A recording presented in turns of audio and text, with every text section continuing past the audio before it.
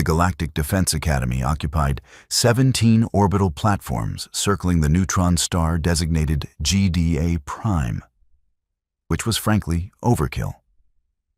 But when your institution's motto is excellence through extinction-level preparation, subtlety takes a back seat. For 300 cycles, the Academy had churned out the galaxy's finest tactical officers, combat specialists, and strategic analysts. Species from 400 star systems sent their best and brightest to endure the Academy's legendary assessment protocols, and roughly 60% of them graduated without developing a stress-induced exoskeleton disorder. The Academy considered this an acceptable success rate. The thing about the Academy that most civilians didn't understand was that it wasn't just difficult. It was designed to be neurologically overwhelming. The Founding Council, composed of the galaxy's most decorated military minds, had determined that modern warfare required officers capable of processing 17 distinct data streams simultaneously while making split-second tactical decisions that could save or doom billions. To facilitate this, they developed the Cognitive Load Assessment System, or CLASS, which sounded much better than its original name. The make them process way too much garbage until they break protocol. CLASS worked on a simple principle borrowed from ancient Vraxian meditation techniques and modern Stellarian torture methods, which were, coincidentally, almost identical. Students would engage in complex analytical tasks, while the system introduced calculated distractions, alarms, simulated attacks, environmental hazards, the works. Biometric scanners monitored their stress responses, focus degradation, and the precise moment their higher brain functions started screaming for mercy. The Academy had spent decades perfecting the exact threshold where students were pushed to their absolute limits without actually inducing permanent psychological damage. Well, mostly without inducing permanent psychological damage. There were incident reports, but those were sealed. On Platform 7, in Assessment Chamber Omega-12, Instructor Vexthor circled his latest batch of tactical candidates like a predator evaluating particularly disappointing prey. Vexthor was a Krellian, which meant he possessed 6 articulated arms, compound eyes that could track 37 independent targets, and a disposition that made angry hornets look downright cuddly. He'd served in 4 major galactic conflicts, personally designed 11 standard combat protocols still used across 6 sectors, and had a medal collection that required its own gravitational containment field. He was also, at this precise moment, experiencing something he hadn't felt since his first combat drop 70 cycles ago: confusion. The assessment chamber was a marvel of intimidation engineering. 300 square meters of adaptive smart floor, holographic projectors that could simulate anything from diplomatic negotiations to planetary bombardments, and enough sensor equipment to monitor a student's breakfast digestion patterns if that somehow became tactically relevant. 23 students from 14 species occupied individual stations, each hunched over tactical displays showing a simulated fleet engagement scenario in the Kepler disputed zone. The scenario was a classic nightmare. 3 friendly corvettes, 7 enemy destroyers, 2 civilian transports that absolutely could not be sacrificed, and 17 minutes until hostile reinforcements arrived. Students had to coordinate fleet movements, manage resource allocation, predict enemy patterns, and devise an extraction strategy that wouldn't result in a diplomatic incident with the Kepler Colonial Authority. It was the kind of problem that made experienced admirals request early retirement, and that was before the distraction started. The class system hummed to life, and Assessment Chamber Omega-12 transformed into controlled chaos. Alarms shrieked. Holographic explosions bloomed across the displays. The floor beneath students' feet shifted and tilted, simulating shipboard damage. Automated announcements bellowed contradictory orders in 7 languages simultaneously. Temperature fluctuations ranged from Arctic to desert within 30-second intervals. The students reacted exactly as expected, which was to say, poorly. A Thoraxian cadet's manipulator appendages seized up, causing him to input a fleet trajectory that would have sent his corvettes directly into a stellar mass. A Viridian officer candidate's gills fluttered in panic, triggering a breathing apparatus that promptly fogged her display screen. A Moroccan student, normally composed to the point of sedation, accidentally activated his station's emergency purge and watched 3 hours of tactical planning vanish into digital oblivion. Vex-Thor monitored each failure with grim satisfaction. This was education. This was preparation. This was how you identified the 60% who'd graduate versus the 40% who'd wash out and become supply chain logistics coordinators. Then his compound eyes tracked to Station 17, and his satisfaction curdled into something approaching disbelief. The human was still working. Maya Reeves, 26 standard years old, formerly of Earth's North American continent, currently the only human in a class of species that had been spacefaring when her ancestors were still figuring out agriculture, sat at her station with the posture of someone waiting for a mildly interesting lecture to conclude. Her fingers moved across the tactical interface with methodical precision. Her breathing remained steady. Her biometric readings, displayed on Vex-Thor's instructor panel, showed stress markers that barely qualified as elevated. The scanner mounted above her station pulsed orange. Text scrolled across Vex-Thor's display. Distraction detected. Subject, focus compromised. Expect performance. Degradation in 3, 2, 1. Maya's tactical solution was elegant, brutal, and completely viable.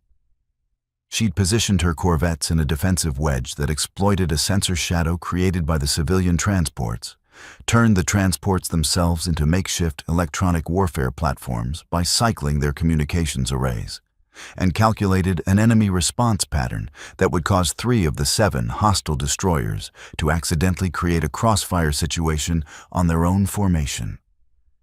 It was the kind of solution that should have taken 40 minutes of intense concentration, and she'd assembled it in 12 minutes, while alarms made mating calls around her head. Vex-Thor's training mandated escalation. If a student performed above parameters, you increased difficulty until they reached failure point. It was pedagogy through systematic destruction of confidence. He reached to his belt, drew a training blade. 6 inches of dull durasteel weighted to match a combat knife, and threw it directly at Maya's head. The blade crossed 15 meters in 1.3 seconds.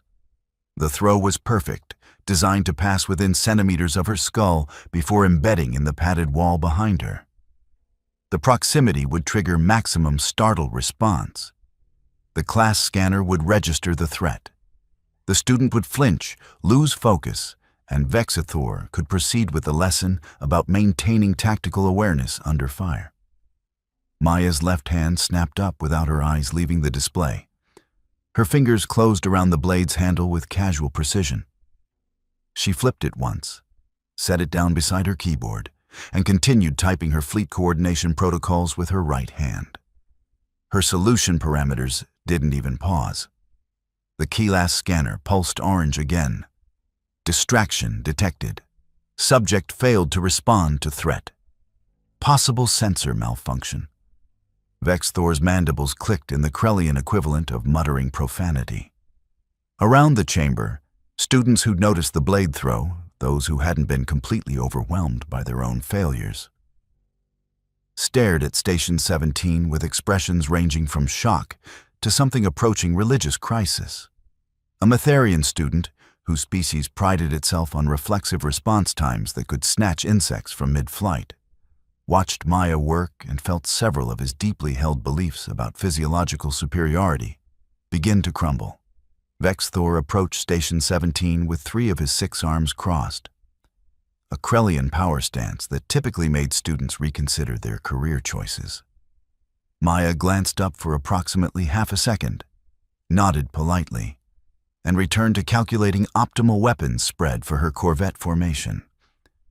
Cadet Reeves. Vex Thor's voice carried the gravelly undertone of someone who'd barked orders through combat helmets for decades. Explain your threat response protocol. Sir? Maya's tone suggested she was asking about which condiment he preferred on sandwiches, not why she'd casually caught a thrown blade while conducting theoretical fleet operations. A projectile was thrown at your head. You caught it without visual confirmation and continued working. Explain. Maya looked genuinely puzzled. You threw it, sir. You're an instructor. Figured it wasn't actually going to hit me, so it wasn't really a threat. More like a distraction test, which is what we're doing anyway, right? She gestured at the chaos still erupting around the chamber. My tactical solution was at a critical decision tree point. Seemed inefficient to let the knife interrupt the workflow. You didn't look at it. Didn't need to, sir. Heard the draw, trajectory was obvious from the sound, and I had peripheral tracking. She said this the way someone might explain that they'd used a spoon to eat soup because forks seemed impractical. The class scanner pulsed orange a 3rd time. Subject demonstrates impossible task overlap. Recommend neurological assessment. Vex Thor's career had spanned conflicts with species that could phase shift through solid matter, opponents who thought in 4-dimensional tactical spaces, and one memorable encounter with a hive mind that literally shared processing power across 17,000 individual units. He'd seen biological advantages that seemed to mock physics itself. But this was different. This was a human, a species from a gravity well nobody had bothered to catalog until they'd shown up with jury-rigged fusion drives and an attitude suggesting they owned the place, demonstrating capabilities that shouldn't exist in a species that had been starfaring for barely a century. He made a decision that would haunt his professional reputation for cycles to come. Assessment protocols. Level 7. Full spectrum distraction battery. Cadet Reeves. You will continue your tactical analysis. Around the chamber, students who'd been struggling with Level 3 protocols made small noises of distress. Level 7 was typically reserved for final cycle candidates who'd spent years building cognitive resilience. Level 7 was what you deployed when you wanted to create entertaining stories about people's breaking points for instructor lounges. Level 7 protocols engaged with the subtlety of a meteor impact. The temperature in Maya's assessment zone cycled from -20 to +50 Celsius in 20-second intervals. The floor beneath her station began random vertical shifts, 10 centimeters down, 15 up, 5 down, creating a constant instability. Her display flickered and rotated, forcing continuous spatial reorientation. Holographic projections materialized around her workstation. Enemy soldiers, hull breaches, injured crew members screaming for help, all rendered with enough detail to trigger empathy responses. And Vex Thor began throwing things. Not just training blades, though there were several of those. Also styluses, data tablets, a boot, his own, removed for the occasion, a protein ration bar, and a ceremonial rank insignia he'd been meaning to return to quartermaster, but figured could serve education instead. He threw them from different angles, different trajectories, with spin and without, creating an unpredictable pattern that should have been neurologically impossible to track while conducting tactical analysis. Maya caught the second blade, deflected the boot with her elbow, caught the rank insignia without looking. Let the protein bar bounce off her shoulder because, as she later explained, It looked sealed and didn't seem likely to damage equipment. The data tablets she caught with her offhand and stacked neatly beside the first blade. And her tactical solution not only continued, it improved. She identified a flaw in the scenario parameters that even Vex Thor hadn't noticed. The enemy destroyer formation was using a Corvin battle lattice variant from 70 cycles ago, which had a documented vulnerability to alternating shield harmonics. She exploited this by having her corvettes coordinate their weapon cycles in a pattern that would create cascading failures across the hostile fleet. It was brilliant. It was something that should have required deep archival research and consultation with tactical historians. She'd noticed it while catching flying objects and working in an environment designed to shut down conscious thought. The class scanner gave up. It pulsed red, not orange, red, which indicated system-level confusion, and displayed error, error. Subject parameters exceed assessment modeling. Recalibration required. Possible equipment malfunction. Possible reality malfunction. 3 minutes later, Academy officials arrived. Dr. Threnzik, head of neurological assessment, entered the chamber with 2 assistants and enough scanning equipment to perform brain surgery in the field. She was a Stellarian, which meant she stood 7 feet tall, possessed chromatophores that currently flickered through concerned purple shades, and had 3 doctorates in cognitive science from institutions that made the Academy look like remedial education. She looked at Maya's biometric readings, then at the tactical solution, then at the pile of objects on Station 17 that represented successful distraction mitigation, then back at the biometric readings, as if checking whether they'd somehow changed to something less impossible. Instructor Vex Thor. Her voice carried harmonics that suggested she was choosing words very carefully. I'm going to need you to explain why Cadet Reeves's prefrontal cortex activity indicates she's experiencing approximately 12% of the stress load we'd expect from Level 3 protocols, despite the fact that you've apparently deployed enough Level 7 harassment to hospitalize a Vraxian meditation master. Vex Thor's mandibles clicked defensively. The human was performing above parameters. Protocol requires escalation to failure point. And has she failed? They both looked at Station 17. Maya had completed her tactical solution and was now reviewing it for inefficiencies, occasionally swatting away holographic enemy soldiers like irritating insects when they blocked her view of the display. No, Vex Thor admitted, sounding like he was confessing to war crimes. Dr. Threnzik approached Station 17 with the careful movements of someone approaching exotic wildlife. Cadet Reeves, I'm going to ask you some questions while we run scans. Please continue your work. Sure thing, Doctor. Maya pulled up the scenario's after-action parameters to review her resource allocation. The scanning equipment hummed to life. Dr. Threnzik's assistants deployed neural mapping arrays, cognitive load analyzers, and a biorhythmic synthesizer that looked like it belonged in either a hospital or a very enthusiastic nightclub. Data began scrolling across portable displays in patterns that made the assistants exchange concerned glances. Cadet Reeves, how many objects are you currently tracking in your peripheral vision? Maya didn't pause her review. The holographic hostiles are 17.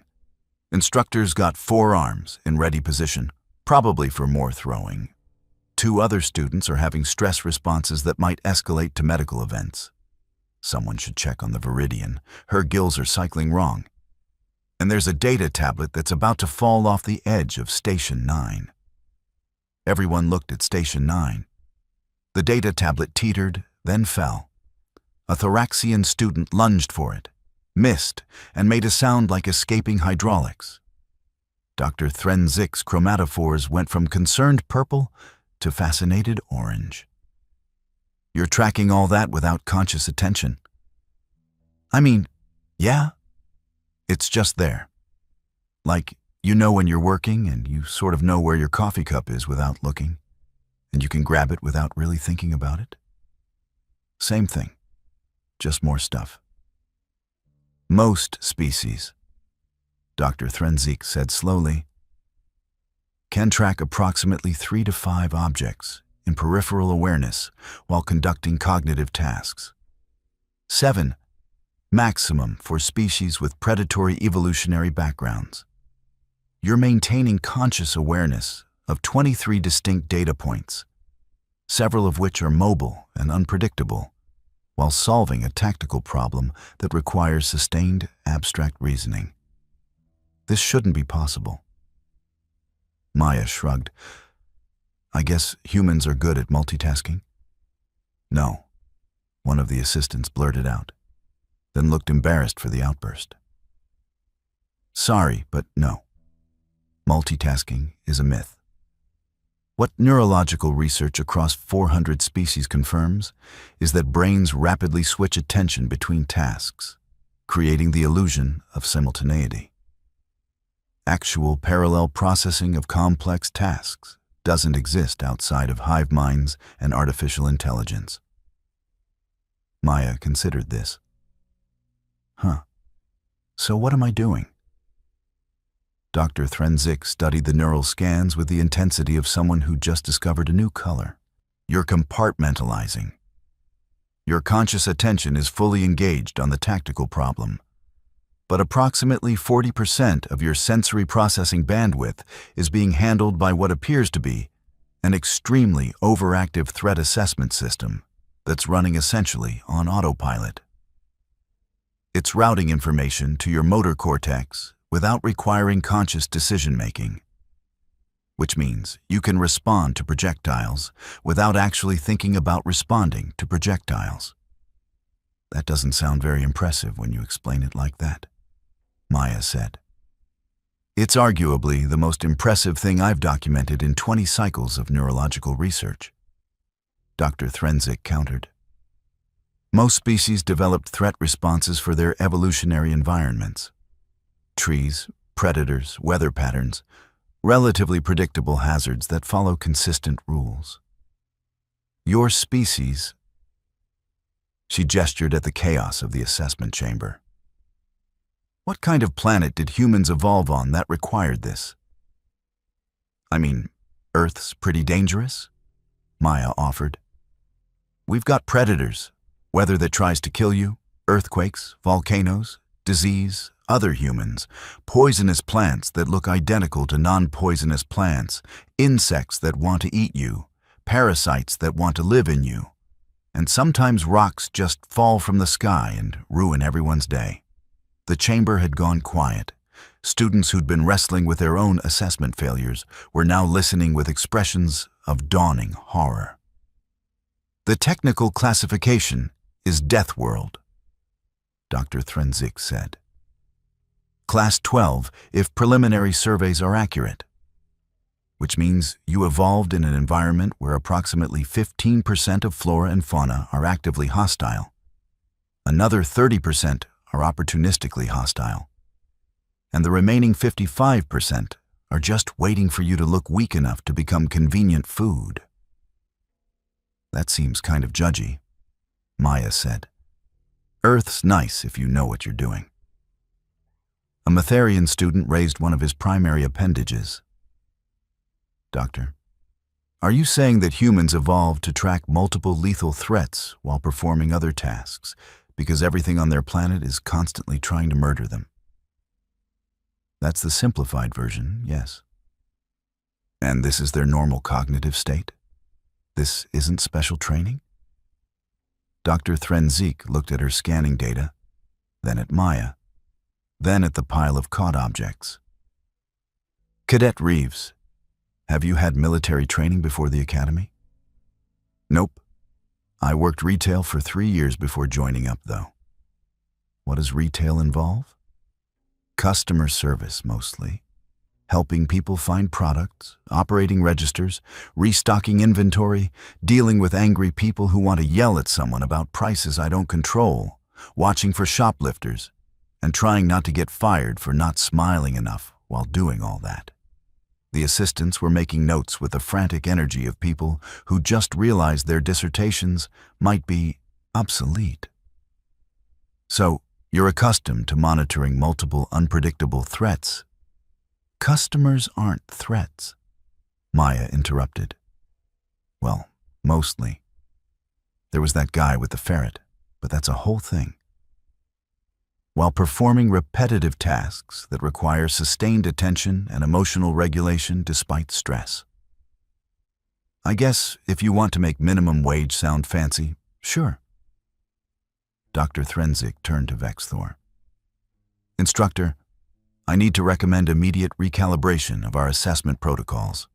The class system is built on neurological baselines that assume conscious attention is a limited resource that degrades under divided focus. If humans can maintain autonomous threat assessment while engaging in complex reasoning, our entire evaluation framework is measuring the wrong variables. Vexthor's mandibles clicked through several emotional states that didn't have names in any language, but definitely communicated dissatisfaction with the universe. You're saying the scanner isn't broken. The scanner is functioning perfectly.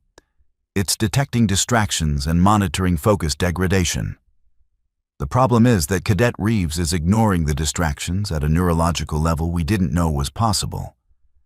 So the system interprets her performance as sensor malfunction rather than biological anomaly. I'm not ignoring them, Maya corrected. I notice everything. I just don't stop what I'm doing unless it's actually important. This statement hung in the air like a small theological crisis.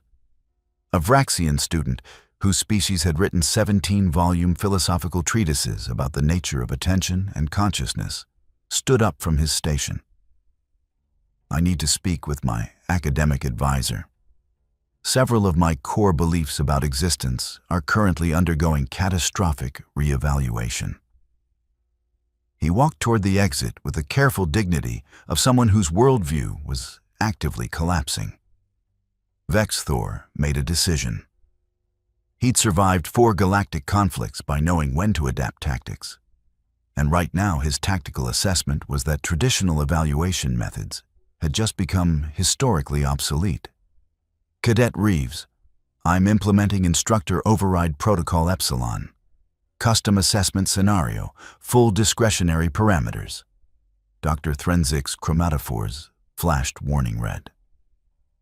Instructor, Epsilon protocols are reserved for... I'm aware of the reservations, Doctor.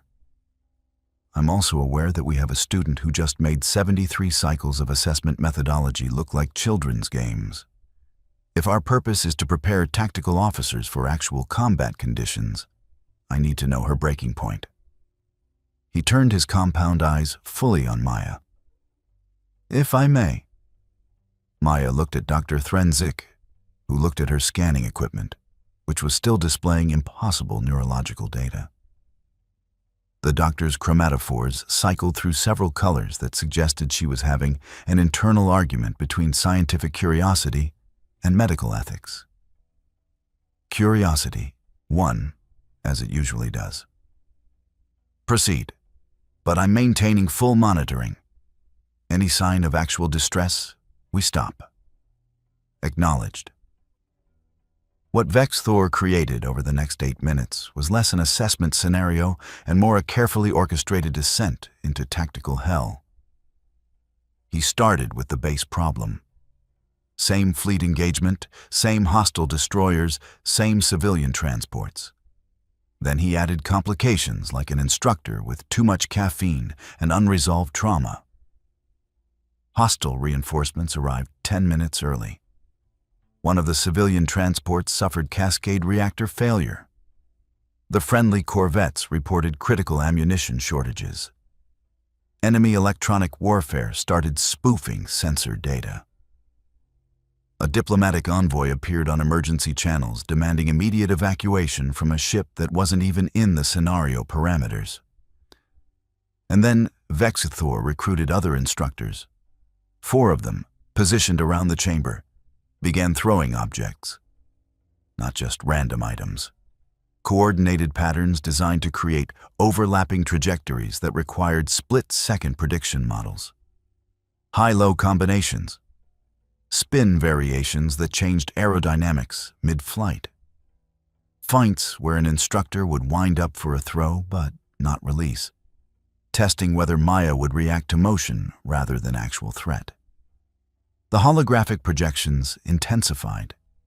Explosions close enough to Maya's station that the heat simulation made sweat bead on her forehead. Wounded crew members with injuries rendered in traumatic detail, screaming for help. Countdown timers that contradicted each other. A virtual fire that began spreading across her workstation, requiring continuous space negotiation to avoid burned areas. The floor beneath Station 17 became a carnival ride. Random tilts, sudden drops, rotations that made maintaining balance an active task rather than an automatic process. And the data itself turned hostile. The tactical display started glitching. Not real equipment failure, but simulated corruption that scattered information across multiple screens and required constant reintegration. Enemy fleet compositions changed in real time as new intelligence arrived. Friendly asset capabilities degraded as simulated battle damage accumulated. Dr. Threnzik watched the neural scans like a person observing a bridge stress test who was either witnessing revolutionary engineering or imminent catastrophic failure. Maya's stress markers elevated, not to crisis levels, but they increased, from the baseline waiting for a mildly interesting lecture to approximately dealing with holiday shopping rush. Her breathing deepened. Her movements gained the efficiency of someone who'd stopped caring about looking graceful and started caring about being effective. She caught a thrown stylus with her left hand while typing with her right. Deflected a data tablet with her elbow while her eyes tracked enemy fleet movements. Integrated new intelligence parameters while ducking under a particularly ambitious throw that Instructor Catherine had put genuine effort into.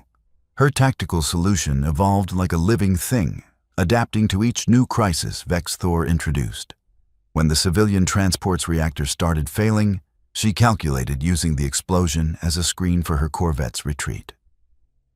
When ammunition ran short, she designed a firing pattern that forced enemies into predictable defensive postures.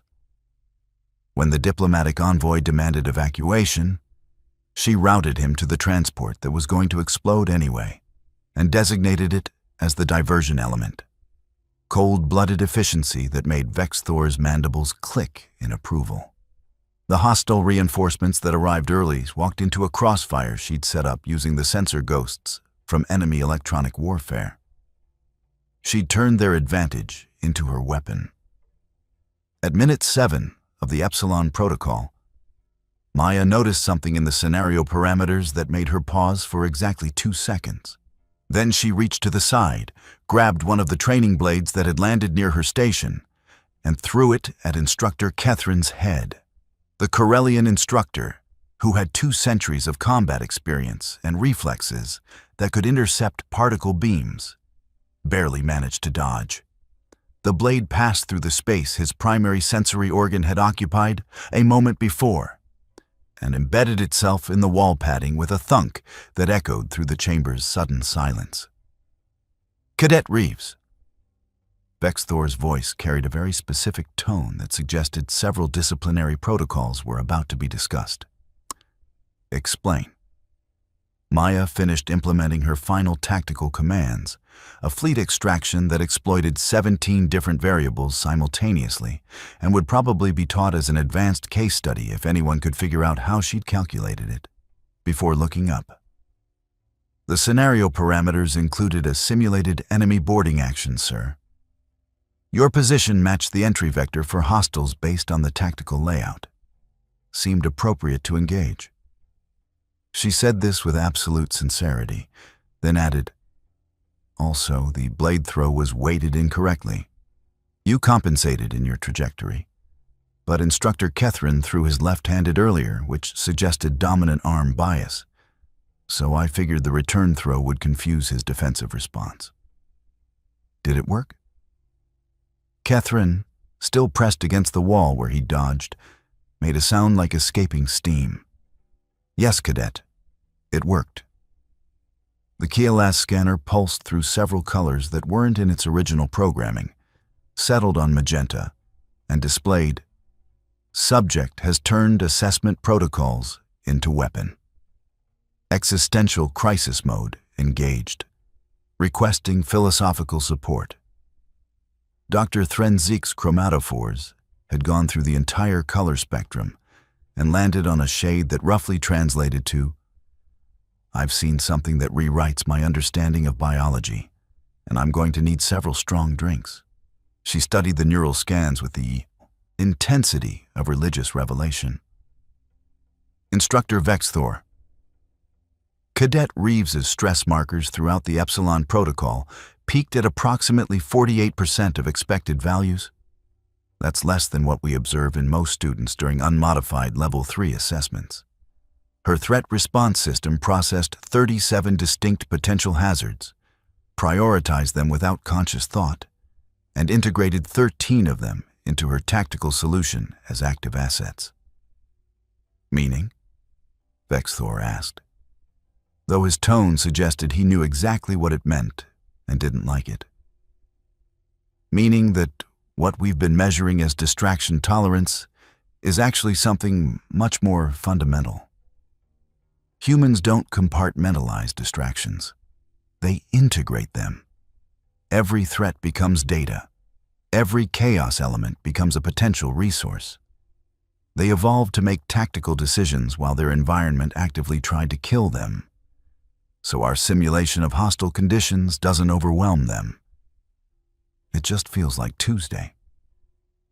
Maya raised her hand. "It's actually Wednesday, Doctor." I stand corrected. Around the assessment chamber, 22 other students were experiencing various stages of career reevaluation. The Thoraxian cadet, who'd accidentally purged his tactical plan, was staring at his manipulator appendages like they'd personally betrayed him. The Matharian student was muttering something about reflexes being a lie told by evolution.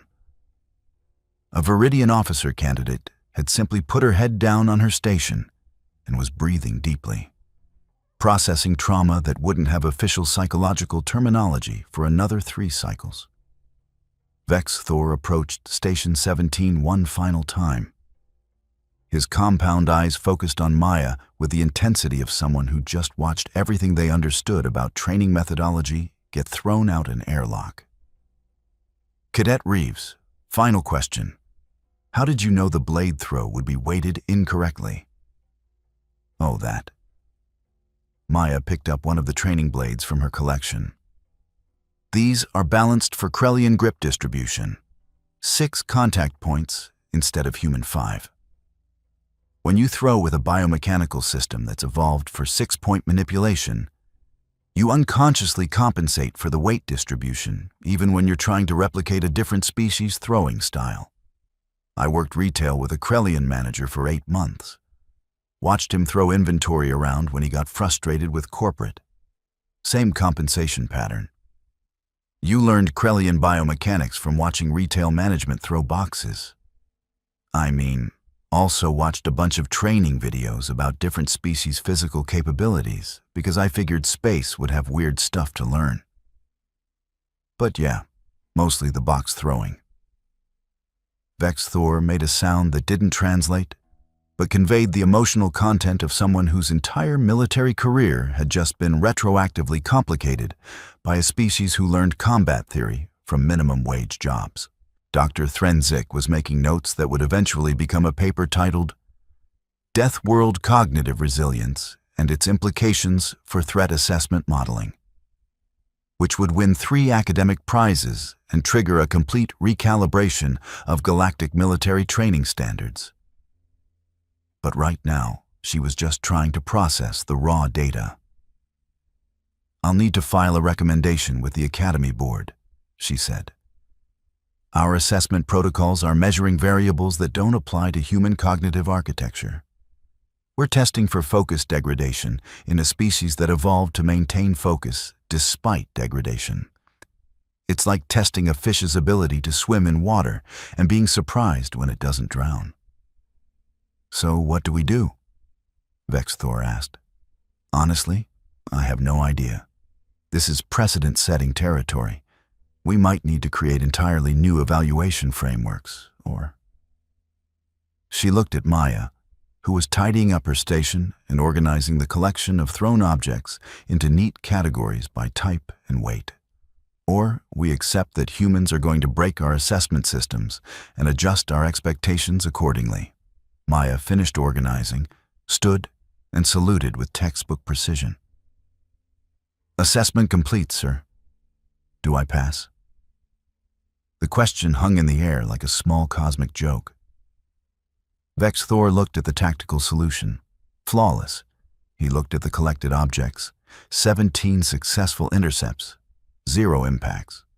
He looked at the class scanner, which was still displaying its magenta crisis colors, and had started showing what might have been the machine equivalent of sarcastic commentary. "Cadet Reeves, you didn't just pass. You invalidated 73 cycles of assessment methodology, gave Dr. Threnzik enough research material for the next decade, and possibly triggered an existential crisis in several pieces of expensive scanning equipment. For purposes of Academy evaluation, we're marking this as exceptional performance with concerning implications for institutional infrastructure." "That's good. I genuinely don't know anymore, Cadet." Maya nodded, grabbed her datapad, and headed toward the exit. At the doorway, she paused and turned back. "Sir, just wondering, when do we get to the actually hard stuff? Because the promotional materials said this academy was supposed to be really challenging, and I'm kind of curious what that looks like." 23 students made sounds of varying distress. Dr. Threnzik's chromatophores cycled through colors that approximately translated to existential horror mixed with professional excitement. Vexthor's mandibles clicked through what might have been laughter or might have been the sound of his sanity breaking. "Dismissed, Cadet." After Maya left, Vexthor stood in the center of Assessment Chamber Omega-12, surrounded by his traumatized students and expensive equipment that was having philosophical crises. He'd served in 4 galactic conflicts. He'd trained officers who went on to command fleets. He'd personally designed protocols that were used across 6 sectors. And he'd just been casually defeated by a human who thought retail experience was relevant tactical training. The Kielas scanner pulsed one final message before resetting. "Distraction detected. Distraction is the human. There is no protocol for this. Good luck." Instructor Catherine approached, still looking slightly shaken from the returned blade throw. "What do we do with her?" Vexthor considered this question while staring at Station 17, which looked like every other station in the chamber except for the pile of caught objects that represented someone casually doing the impossible. "We recalibrate," he said finally. "Everything. Because if one human can do this, if this is just their baseline capability from evolving on a planet that tried to murder them daily, then we've been training for the wrong kind of war." "What's the right kind?" "The kind where humans are on our side, probably." The next cycle, the Academy implemented Protocol Revision 7.3, which included a new assessment category called Death World Integration Dynamics. The Kielas system received updates that included approximately 400 new parameters for species whose evolutionary background involved constant environmental hostility. And somewhere in the administrative databases, buried in technical documentation that most instructors never read, A note was added to the human species evaluation guidelines. Standard distraction protocols may not apply. Recommend creative assessment alternatives.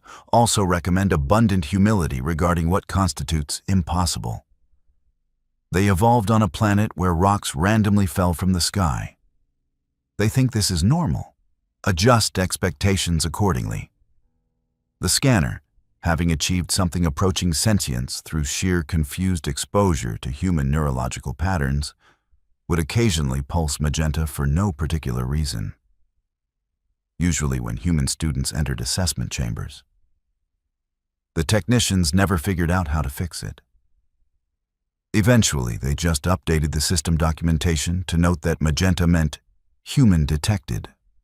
Protocols are more like guidelines now. Brace for impact.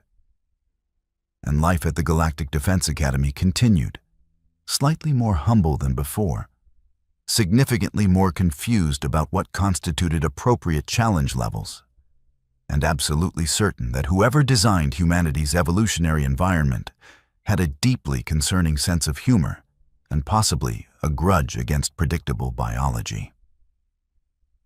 Retry.